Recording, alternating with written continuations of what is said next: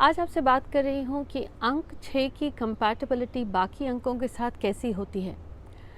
और आम तौर पर कंपैटिबिलिटी से पहले ये ज़रूर कहूँगी, ये जानना बहुत ज़रूरी है कि आखिर अंक 6 वाले होते कैसे हैं। चलिए शुरू करते हैं। Hi everyone, this is Jaya Karamchandani and welcome to invincible passion talk show.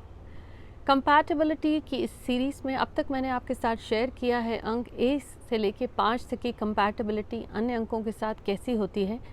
उन एपिसोड्स के लिंक इधर डिस्क्रिप्शन में आई एम शेयरिंग बिलो। और आज है अंक 6 के बारे में। तो अंक 6 होता कैसे है? वो एक ऐसा अंक है जिसमें एक अजीब सा आकर्षण होता है, एक करिश्मा होता है। अंक 6 वालों में कंपैशन होता है, एक नर्चरिंग, जैसे माँ का स्वभाव रहता है वैसे केयरिंग होते हैं। ये जिम्मेदारियाँ बखूबी निभाते हैं। परिवार और प्यार इनके लिए बहुत इम्पोर्टेंट होता है। और वहीं कहूँ तो घर को सजा के संवार के रखने का शौक़ भी इन्हें होता है, और ख़ास साथ में ख़ुद भी कि देखने में ये ठीक ठाक लगे। और अगर कहूँ यह एक वो अंक है जिसे पता है बाफ्ते को मलमल या मलमल को बाफ्ता कैसे किया जाए, साधारण सी चीज़ को कैसे देखने में अच्छी लगे, कैसे प्रेजेंट किया जाए, चाहे फिर वो खाना हो, कपड़े हों या घर हो। सिंपल सी चीज़ को इतने अच्छे से डेकोरेट करते हैं कि आप कहें भाई वाह।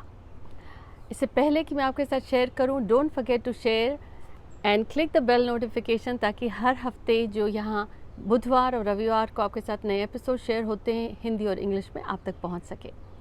तो अब ये था अंक 6 के बारे में कि अंक 6 आम तौर पर होते कैसे हैं। अब अंक 6 वो होते हैं जिनका जन्म हुआ है 6 को, 25 को या 24 को, किसी भी महीने में। अब अंक 6 का अंक 1 के साथ तालमेल कैसा होगा? कंपैटिबिलिटी कहूँ तो बहुत ज़रूरी है।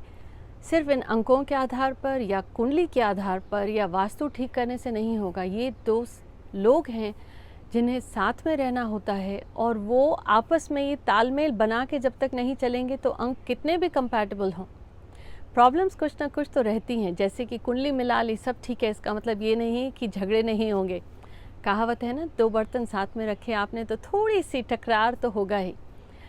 तो लेट्स बिगिन। सो अंक 6 और 1 को कहूँगी कि 6 है, उसका स्वभाव है जो देखभाल करना जानता है, परिवार को संभाल के रखना जानता है।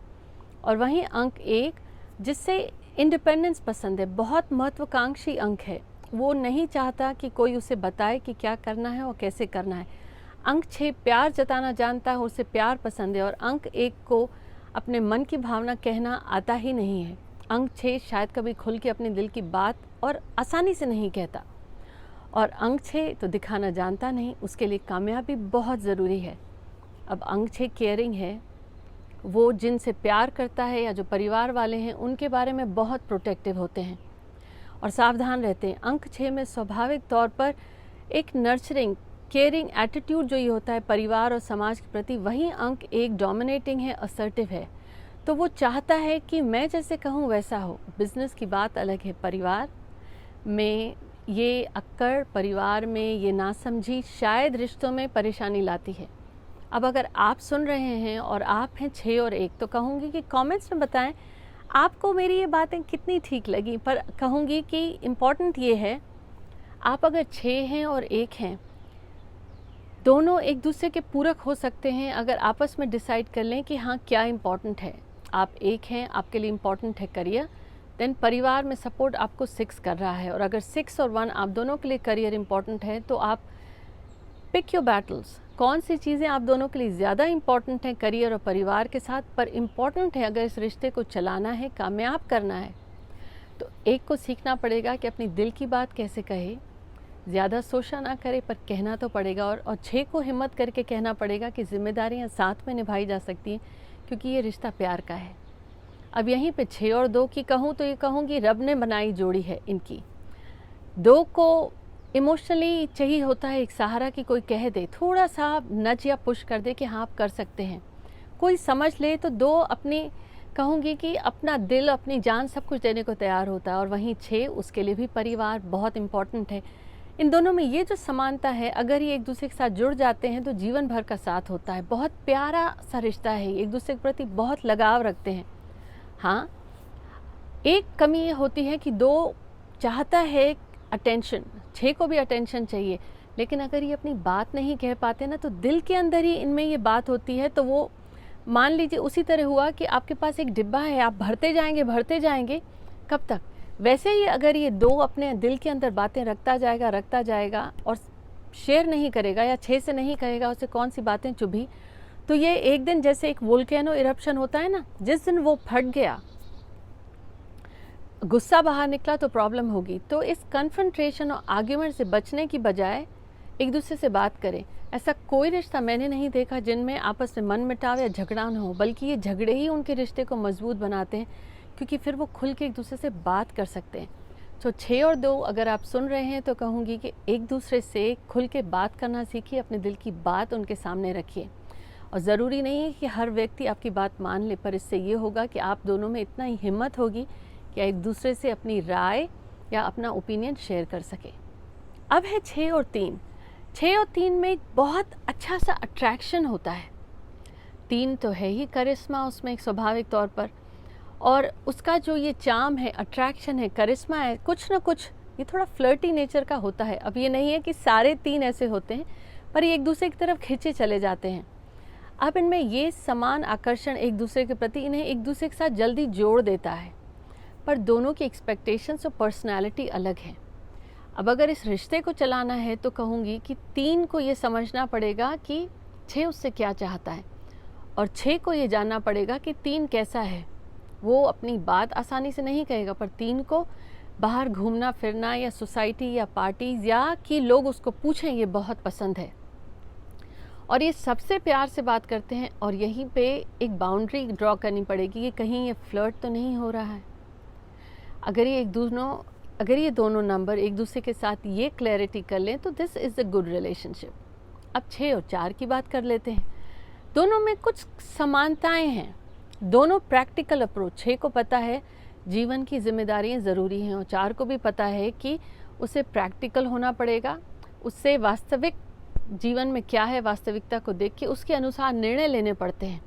दोनों के दिलों में गहरा प्यार होता है एक दूसरे के प्रति, और ये रिश्ते को शेयर करते हैं। कहूँगी कि रोमांटिक अप्रोच भी है, खुश रहते हैं और ये रिश्ता लंबे समय तक चलता है।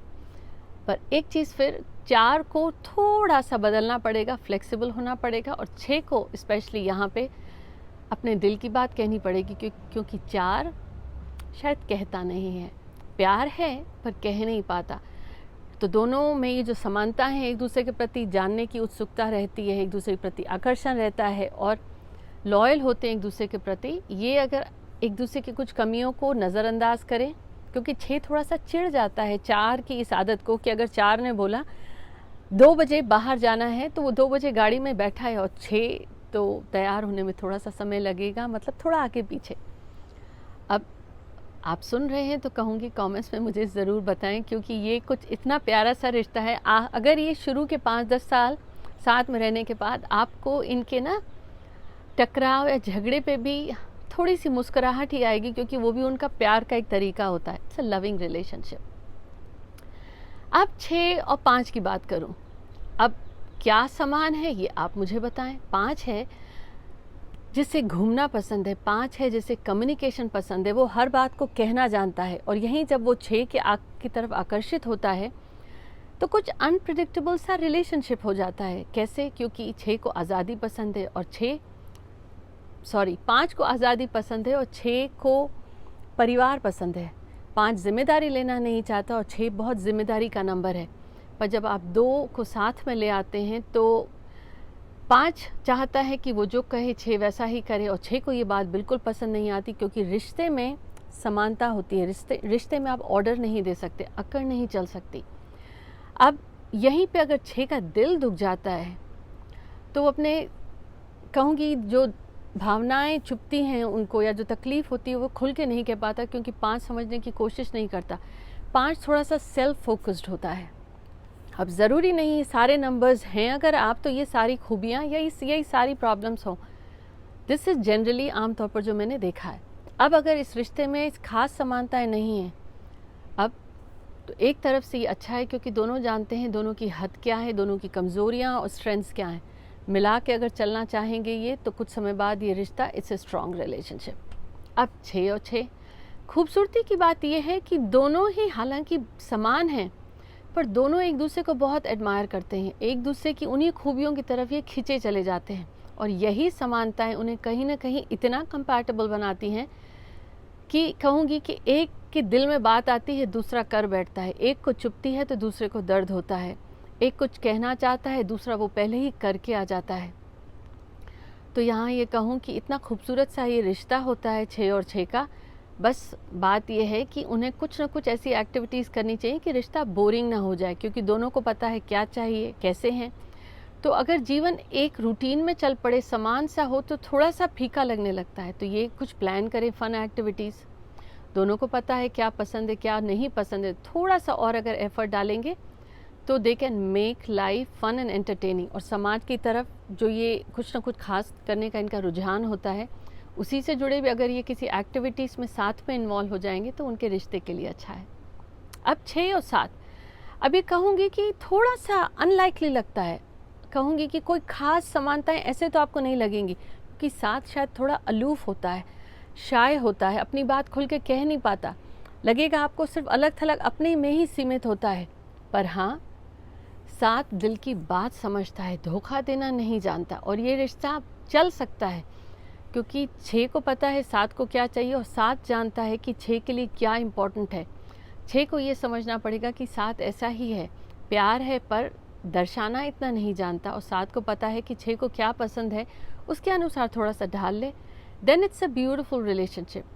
7 बहुत समझदार है, देखता है, परखता है, तब खुलता है, उसको थोड़ा समय चाहिए।